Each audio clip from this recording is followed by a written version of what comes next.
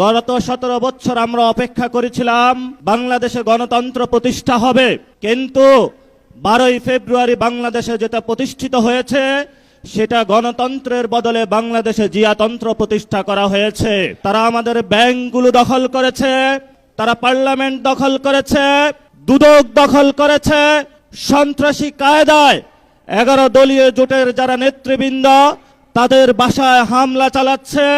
জনগণের যে অধিকার রয়েছে, যেই ভিত্তিতে জনগণ ভোট দিয়েছিল, জনগণের হাতে এখন বালতি ধরিয়ে দিয়েছে, রাস্তায় সিরিয়াল ধরিয়ে দিয়েছে।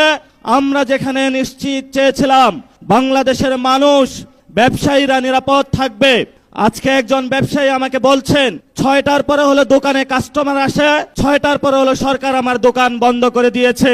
বাংলাদেশের প্রথম 5D AI ইনভার্টার যুক্ত সর্বোচ্চ বিদ্যুৎ সাশ্রয়ী যমুনা এয়ার কন্ডিশন। পেট্রোল পাম্পের সামনে গিয়েছি, একজন পাঠা উবার চালক আমাকে বলছেন আমি এই বাইক চালিয়ে হলো টাকা ইনকাম করে আমার সেই গ্রামে বাচ্চাকে পাঠিয়ে থাকি, সারাদিন সিরিয়াল ধরে থাকি, যখন এই পেট্রোল পাম্পের সামনে যাই বলা হয় যে তেল নাই, আবার সন্ধ্যায় সিরিয়াল ধরি, আবার বলে তেল নাই।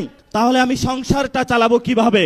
বাংলাদেশের সাংবিধানিক যে প্রতিষ্ঠানগুলো রয়েছে সেই সাংবিধানিক প্রতিষ্ঠানগুলোকে আমরা যখন একটি নতুন বাংলাদেশে সংস্কার নিশ্চিত করতে চেয়েছিলাম, দুদকে সংস্কার নিশ্চিত করতে চেয়েছিলাম, বিচারালয়ে সংস্কার নিশ্চিত করতে চেয়েছিলাম, পুলিশ প্রশাসনের সংস্কার নিশ্চিত করতে চেয়েছিলাম, সাংবাদিক ভাইদের সংস্কার নিশ্চিত করতে চেয়েছিলাম, সেখানে হলো মাননীয় প্রধানমন্ত্রী তার চিরচরিত অভ্যাস হাওয়া বোবেনের ভাই বারাদেরকে নিয়ে এসেছে, কাউকে দুদুকে বসিয়েছে, কাউকে বাংলাদেশ ব্যাংকে বসিয়েছে, কাউকে বিচারালয়ে বসিয়েছে, কাউকে হলো পুলিশ প্রশাসনে বসিয়েছে, কাউকে হলো পার্লামেন্টে নিজে মুখ বন্ধ করে তাকে হলো তার গ্রিন কার্ড দিয়ে বলেছে তুমি যা ইচ্ছা বাংলাদেশের মানুষের সাথে গাদ্দারি করতে পারো, তোমাকে আমি গ্রিন কার্ড দিয়ে দিলাম।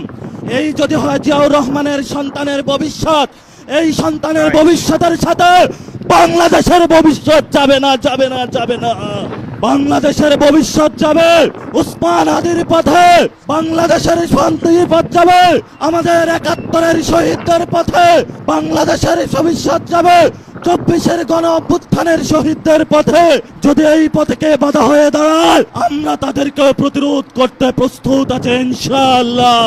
আমরা সেই দিন শাহবাগে দাঁড়িয়েছিলাম, সরকারকে আলটিমেট দিয়েছিলাম আমরা কালকে কাউরান বাজার যাচ্ছি, এর পরের দিন ফার্মগেট যাচ্ছি, এর পরের দিন গণভবন যাচ্ছি। সরকার কর্ণপাত করে নাই। আজকে আমরা পল্টন মোড়ে দাঁড়িয়েছি।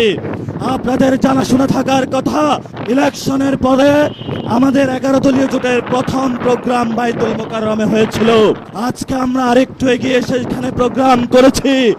ইনশাআল্লাহ আমাদের এই মিছিল যদি সরকার সঠিক পথে না আসে, জনগণের গণভোটের রায় বাস্তবায়ন না করে, সংস্কার প্রক্রিয়া বাস্তবায়ন না করে, জনগণের অধিকার নিশ্চিত না করে, দ্রব্যমূল্যের দাম না কমায়, জ্বালানি সংকটের নিরসন না করে, এবং বিচারালয় থেকে শুরু করে সকল যে জায়গায় সরকার গুন্ডা সন্ত্রাসী হাওয়া বোবেনের লোক বসিয়েছে, গণতান্ত্রিক প্রক্রিয়ায় সরকারের সেই প্রতিষ্ঠানগুলোকে জনগণের কাছে যদি ন্যস্ত না করা হয়, আমাদের এই মিছিল পরবর্তীতে কাকরাইল যাবে। এক এক করে সরকার যে পরিকল্পনা করছে বাংকার বানানোর জন্য, আমরা সেই বাংকারে গিয়ে উপস্থিত হয়ে বলবো বাংলাদেশ স্বাধীন।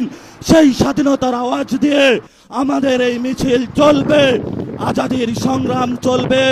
আপনারা দেখেছেন পার্লামেন্টে আমরা যেমন ডিসিপ্লিন, রাজপথ ডিসিপ্লিন। সরকারের প্রশাসনের ভাইদেরকে বলবো আমরা এখানে ডিসিপ্লিন কায়দায় আছি, ভবিষ্যতেও থাকবো। অতীতে যেই ধরনের জনহয়রানিমূলক প্রোগ্রামগুলোতে কোনো কর্মসূচি আপনারা বাস্তবায়ন করেছেন, সেইভাবে যদি কোনো কিছু করা হয় আপনাদের সাথেও আমাদের প্রতিহত হবে ইনশাআল্লাহ। আসছে ফাগুনে, বসন্ততে, আগামীর দিনগুলোতে দ্বিগুণ, তিনগুণ